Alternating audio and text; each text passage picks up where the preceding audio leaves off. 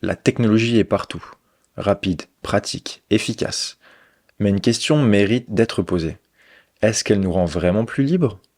Ou est-ce qu'on est en train de céder, petit à petit, notre autonomie au nom du confort? Dans cet épisode, on plonge dans la fintech, la blockchain, les monnaies numériques, pour mieux comprendre ce qu'il y a vraiment derrière les promesses. Bienvenue dans Bloc à Bloc. Ici, on ne suit pas les tendances, on les déconstruit. Entre géopolitique, philosophie, technologie émergente et finance critique, ce podcast vous propose une lecture rigoureuse du monde qui vient. Pas de spéculation, pas de pensée toute faite, juste une pensée vivante, exigeante, lucide. Je suis Jonathan et je vous partage en temps réel mon propre cheminement. Le futur est en question. Allons voir bloc à bloc ce qu'il nous raconte. Aujourd'hui, on plonge dans un sujet un peu plus technique, avec un vocabulaire qui peut sembler complexe au premier abord. Mais pas d'inquiétude, on ne va pas tout décortiquer dans les moindres détails, et ça ne vous empêchera pas de suivre l'essentiel du raisonnement. L'idée, c'est de comprendre les enjeux, pas de devenir expert en blockchain en 10 minutes. On parlera de fintech, c'est-à-dire de la rencontre entre finance et technologie émergente. Et plus précisément, de ce que certains appellent déjà une révolution silencieuse, celle du Web3, de la DeFi, de la blockchain. Depuis une décennie, la technologie s'invite au cœur de la finance. Elle ne se contente plus d'améliorer les services existants, elle les reconfigure. Wallet décentralisé, contrat intelligent, organisation autonome décentralisée, connue sous le nom de DAO, protocole blockchain. Tout un nouvel écosystème se met en place, souvent en rupture avec les modèles traditionnels. Un imaginaire s'est bâti, celui d'une finance sans autorité centrale, plus transparente, plus ouverte, plus résiliente. Une finance qui ne serait plus le monopole des grandes institutions, mais un bien commun, gouverné par le code et accessible depuis un simple téléphone. Les promesses sont belles. Inclusion financière mondiale, souveraineté individuelle sur ses actifs, propriété numérique réelle, résilience face aux crises systémiques. Mais comme souvent, entre l'idéal et le réel, il y a une tension. Que reste-t-il aujourd'hui de ces idéaux? La promesse d'autonomie est-elle tenue? Ou bien observe-t-on déjà une reprise en main par des logiques anciennes qui viennent habiter ces nouveaux outils? Ce n'est pas une accusation, ni une célébration, c'est une exploration. Un effort pour comprendre où nous en sommes et où nous allons. Pas pour juger, mais pour questionner bloc à bloc. Si la technologie peut libérer, elle peut aussi restreindre. Les mêmes outils qui permettent l'autonomie peuvent dans d'autres mains devenir les vecteurs d'un contrôle accru. Prenons les CBDC, ces monnaies numériques de banque centrale.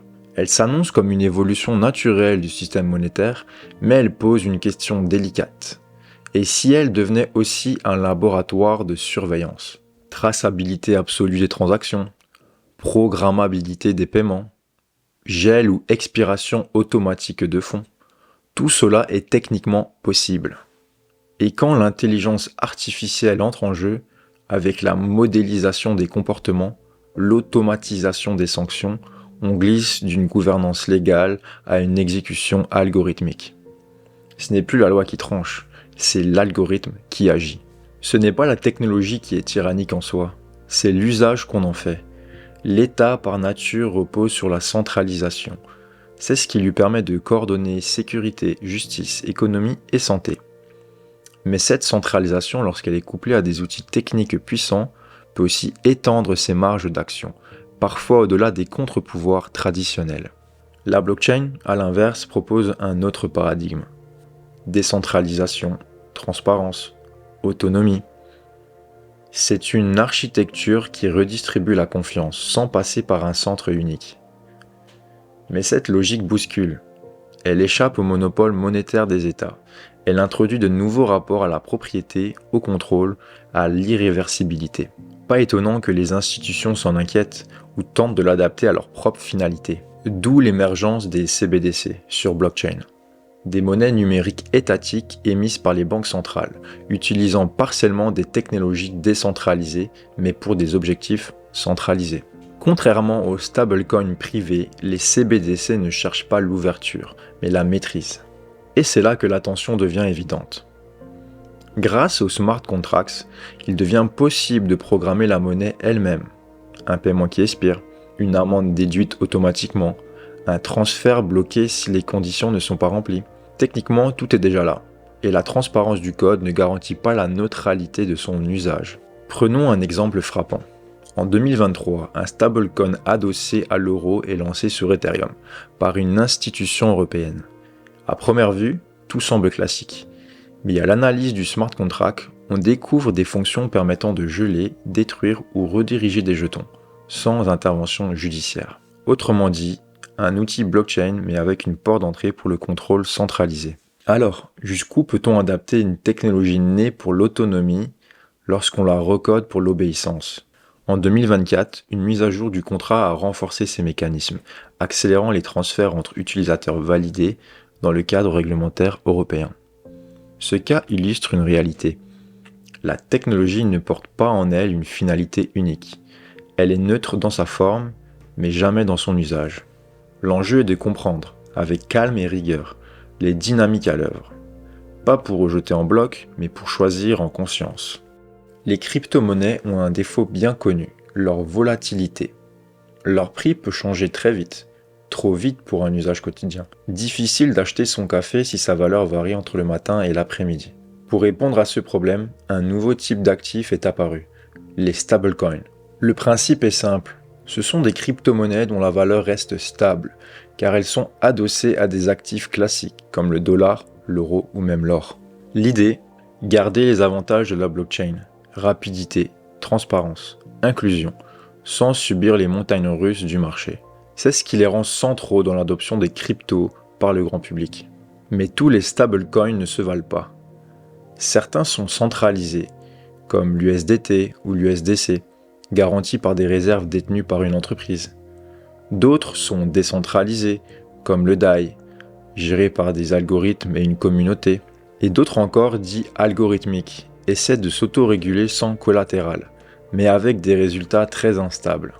Chaque modèle a ses forces, ses failles, ses enjeux de confiance, transparence et gouvernance. Les stablecoins sont devenus une brique fondamentale de l'écosystème crypto. Ils dessinent les contours d'une finance plus fluide, plus ouverte, parfois plus juste. Mais tout dépend de la manière dont ils sont conçus et gouvernés. Et face à eux, on retrouve les CBDC, ces monnaies numériques d'État, programmables, centralisées.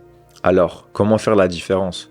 Les stablecoins cherchent la stabilité dans un cadre ouvert, les CBDC imposent la stabilité dans un cadre fermé. Peuvent-ils cohabiter ? Probablement. Mais cette coexistence pose des questions essentielles. Sur quelle base sera-t-elle construite ? Et surtout, comment garantir une gouvernance claire, éthique et compréhensible par tous ? La technologie n'est ni bonne ni mauvaise en soi, elle est ambivalente. Comment faire en sorte que l'innovation reste au service de l'humain ? Quelques pistes se dessinent. Des outils compréhensibles et vérifiables par tous, pas seulement par les experts. Une régulation équilibrée qui protège sans étouffer.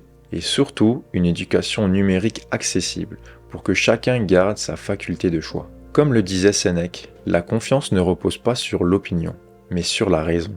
Et la raison s'entretient, comme un muscle, elle ne s'improvise pas. La finance du futur ne sera pas un bloc homogène. Elle sera traversée de tensions profondes, centralisation et décentralisation, vitesse et sagesse, inclusion et exclusion. Ici, on ne cherche pas à trancher, mais à comprendre. On ne cherche pas la réponse parfaite, mais la bonne question.